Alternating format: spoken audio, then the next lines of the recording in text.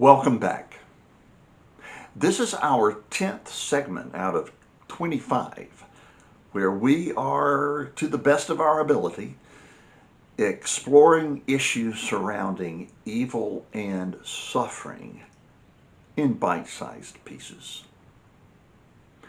Now, what we have said and where we are camping out over the past few segments is that if you work from a biblical worldview, as I do, then you are confronted with the challenge of reconciling the notion that God is all good and He is all loving and He is all powerful with the existence and the continuation of all pervasive evil and suffering in our world.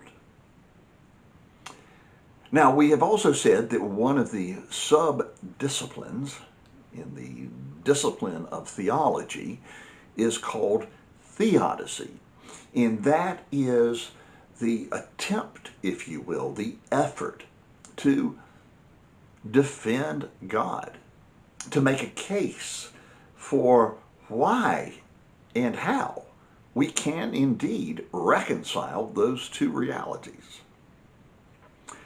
Now, I have suggested that there are at least 5 appeals that can be made in this effort to do theodicy. The first is the appeal to a suffering God. The Bible teaches us, shows us, asserts, affirms, history tells us that God has entered into humanity as one of us.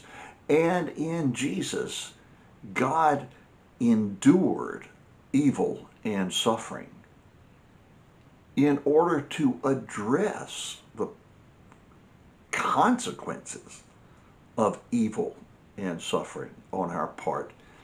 And He did so because He loves us. So that one answer to the question of why God allows evil to exist and to continue cannot be because He doesn't care. The second appeal is that of the appeal to origins. Did God create the best of all possible worlds? Do we live in the best of all possible worlds? And what we have said is that the answer to the first question is yes, He did. And the answer to the second is no, we don't. The third appeal is to the appeal to mystery. If indeed God does have good reason for allowing evil to exist and to continue as it has, what makes us think that He would tell us? And if He did tell us, what makes us think that we would be able to comprehend and understand His reasons? The fourth appeal is that of free will. It's the free will defense.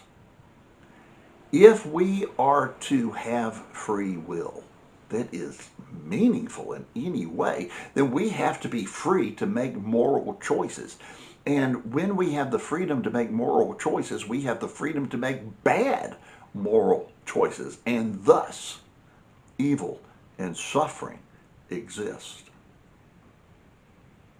Now, the fifth appeal is that of God's larger purposes, the greater good defense.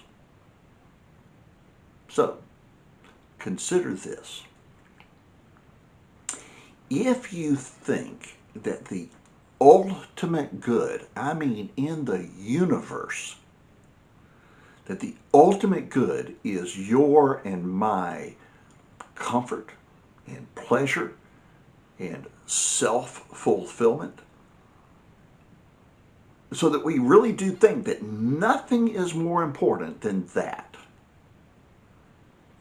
And if you think that God's purposes must be to serve ultimate ends, and the ultimate ends are our comfort, our pleasure, our self-fulfillment, then you're going to be hard-pressed.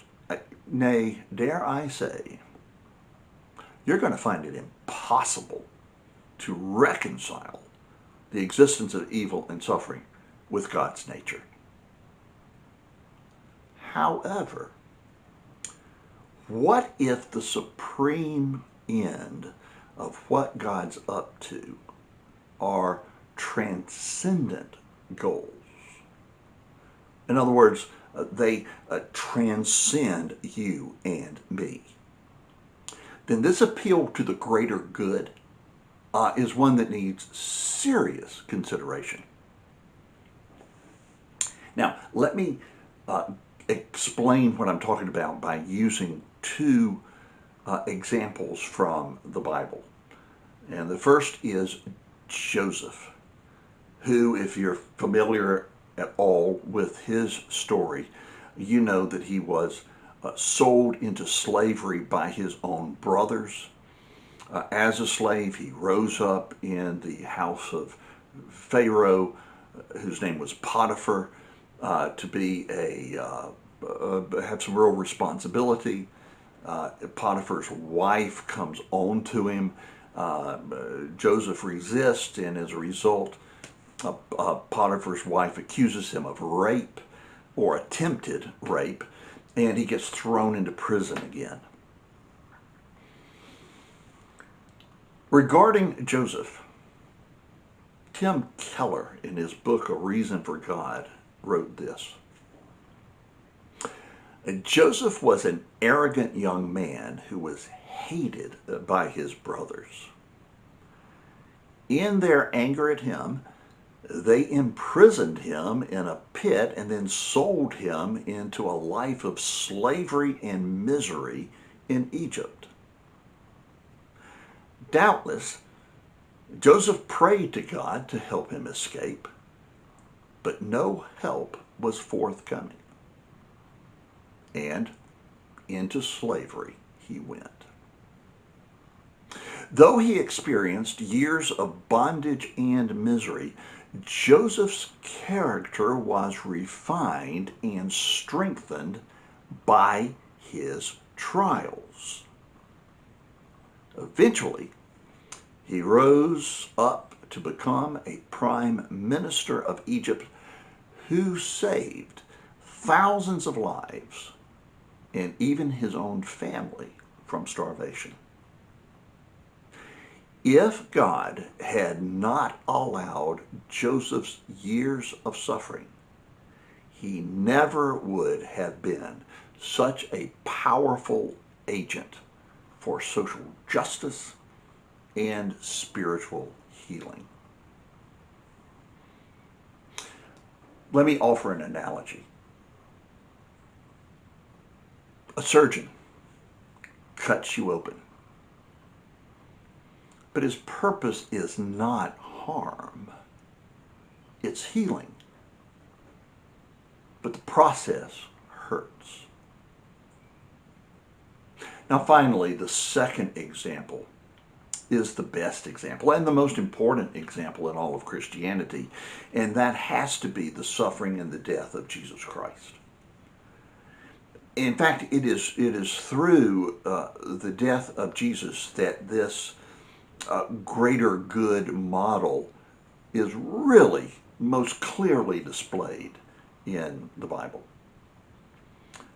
Because the Bible asserts that God sent Jesus to endure some of the most cruelest and most abusive punishment that eventually led to his death.